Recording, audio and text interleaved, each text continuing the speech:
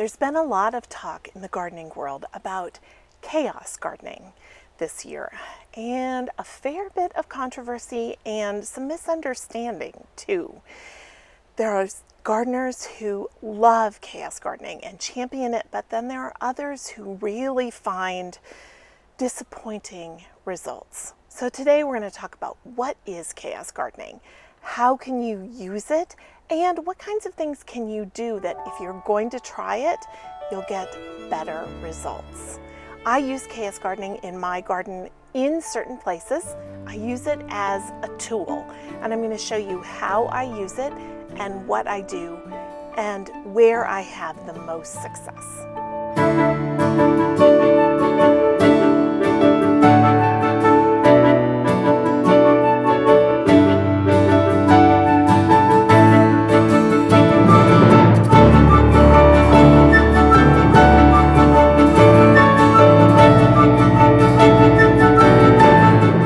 If you're new here and you love gardening like I do, be sure to hit that subscribe button. Okay, let's get started.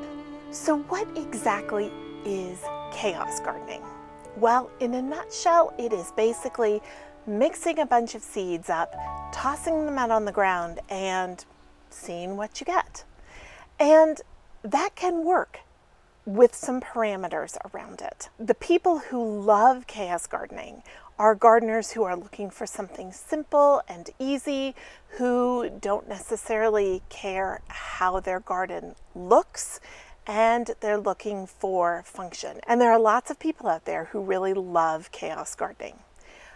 But chaos gardening is not naturalistic gardening and naturalistic planting.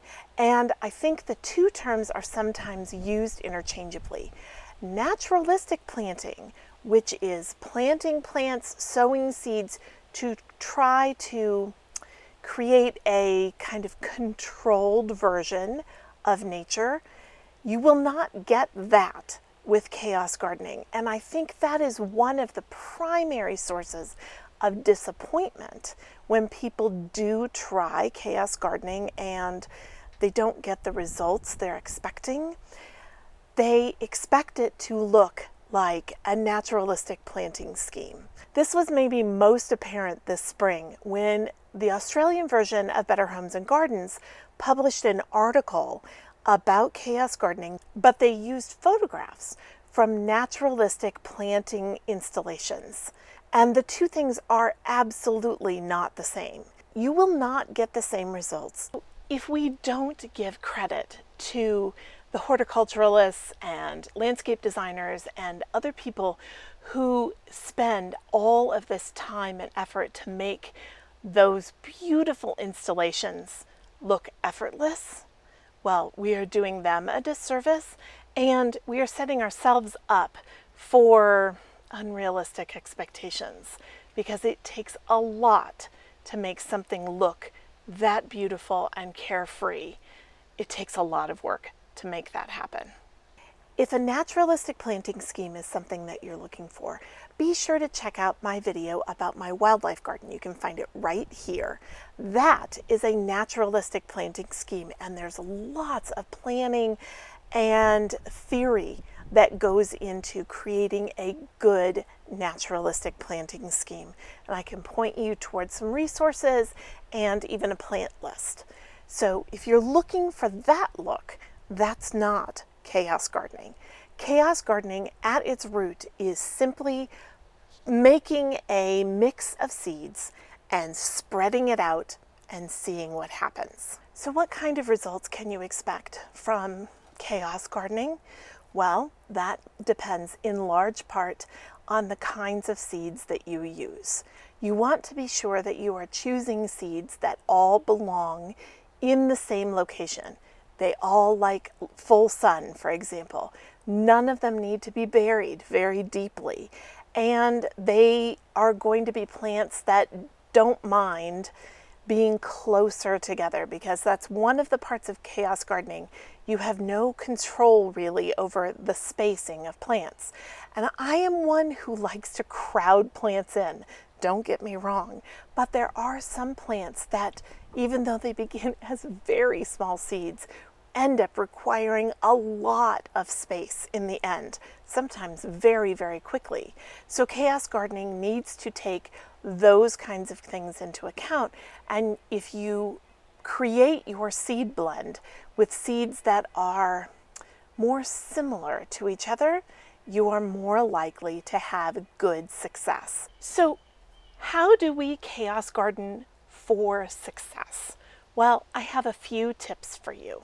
So first of all, I consider chaos gardening a tool, and I think if we go into it with expectations that it is one piece of a bigger whole in a garden, it can set us up for success. When you are putting together your own seed mix, you want to make sure that you're putting together seeds that will do well together in the same location. If it's a hot and dry location that doesn't get a lot of water, you want to choose seeds that are going to do well there. If it is a damp, shady location, you choose seeds that are going to do well there. You don't want to plant your cucumbers in a damp and shady location. They won't germinate, and they certainly won't thrive. Likewise, you don't want to put tomatoes in a shady location because, again, they won't germinate and they won't thrive. I also don't think tomatoes and cucumbers are good candidates for chaos gardening because those plants, unless you live in a particular location where it is hot with high moisture content and you just can grow tomatoes with no problem, they need more tending than a chaos garden tends to allow. So choosing more carefree plants that don't need a lot of attention, that will help you to be more successful as well. You also want to pay attention to when to plant. If you plant a bunch of seeds in March that aren't going to actually germinate until it's warm enough in June, chances are you are just throwing those seeds away because by the time June comes, most of those seeds will have been eaten by birds or mice or other kinds of creatures, or may have blown away in the wind. So here are a couple of seeds that I feel like work very well for chaos gardening. First of all, one of the easiest things to do is to go with a pre-made seed mix, a meadow mix, a wildflower mix, a pollinator mix. Those kinds of things, if they have been put together by a good seed company, and I will tell you that American Meadows and Botanical Interests, there are some good seed companies out there that make really good mixes. Use those mixes. Don't buy the seed mix that you see at a gift shop. There are often invasive species in those, weeds, and they're often not tailored to your part of the country and the goals that you want to have. So be sure you're buying seeds from a reputable seed company. That's really, really important. For vegetables, I highly recommend Cut and Come Again lettuce and baby lettuce mixes. They are great for chaos gardening. You can kind of grow them almost anywhere. There are also some root vegetables that do really well, including turnips and radishes. Those are great, especially in early spring. And one of the ways that I use chaos gardening is to cover bare soil in the early spring. So I might put some turnips and radishes out in the ground. I may not even intend to harvest them, though usually I do, but that helps to cover the ground and get things going so that early sprouting weeds don't get a foothold in before my other plants go in. I kind of use them as a cover crop. Another really great choice are clovers. Clovers are fantastic for chaos gardening and to work in between. Again, it's kind of more of a cover crop than chaos gardening, but you can mix them in with other seeds and that clover will shade the ground. And in the case of clover, it's a nitrogen fixer, so it's kind of like adding a natural fertilizer to your soil as well. For flowers, borage, nasturtiums, cosmos and zinnia, they're all great choices and they work very well in lots of conditions. They can make great chaos gardens. Once you have scattered your seeds and you've mixed them up well, you've scattered them over the earth, you want to make sure that you water in well. And if I have room for it, I often cover them with one layer of burlap, which I hold down with some landscaping staples. This I do for all kinds of seeds, getting them to germinate. It helps hold in a little extra moisture, which is nice. Also keeps the birds and other creatures from eating those seeds before they have a chance to germinate, but it doesn't block out so much light that they won't germinate. And I have much better success getting my seeds to start if I cover them with a layer of burlap and then just keep that watered. So you want to make sure that you wait until you have good healthy plants before you apply a mulch. And like with any other seeds, keep them well watered until you are seeing strong, healthy plants emerge. So how do I use chaos gardening in my garden? Well, as I said before, it is a tool. It is one of the tools that I deploy. And I tend to use it as a way of achieving almost a cover crop. So in my orchard, for example, last year, I took a whole bunch of expired seeds that I had laying around. I mixed them all together, and I frankly disregarded all of the rules that I've told you before. I mixed them together in a jar, all these seeds that I wasn't going to use in any other way, and I sprinkled them in the orchard. Now, I had a very low germination rate given the amount of seeds that I put in there, but I also had a very low expense in it all. These were half packets that had been open for a couple of years. I knew that I wasn't going to get great germination anyway, but oh my goodness, the diversity of planting in the orchard was fantastic. I had already put in some perennials and some annuals in there amongst the trees, and then I just scattered the seeds, and by the end of the summer, it was a pollinator haven. My mix was heavy on flowers and light on vegetables, and largely, honestly, it was radishes that grew and daikon radishes. But that was great because they helped keep the soil broken up. They created pockets in the soil. It was fantastic. And I didn't harvest most of them. I just left them and let them do their work.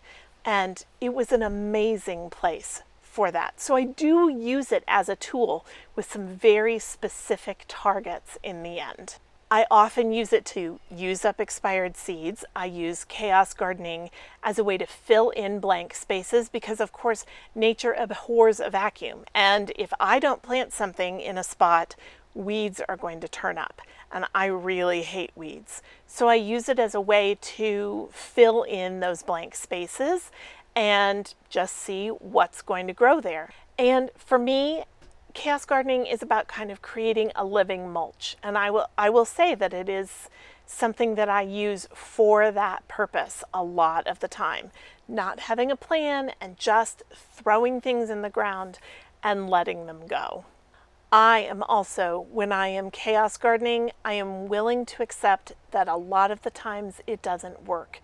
So I don't do it with something that I'm worried about making a big investment with. I do it with some seeds, throw them on the ground, and temper my expectations. Sometimes it works well, and sometimes it doesn't. There is a fun and a freedom to chaos gardening that can be really exciting and invigorating. So I hope this helps. I always want gardeners to go into gardening knowing that it's an experiment. No one ever knows exactly how it's going to turn out in the end.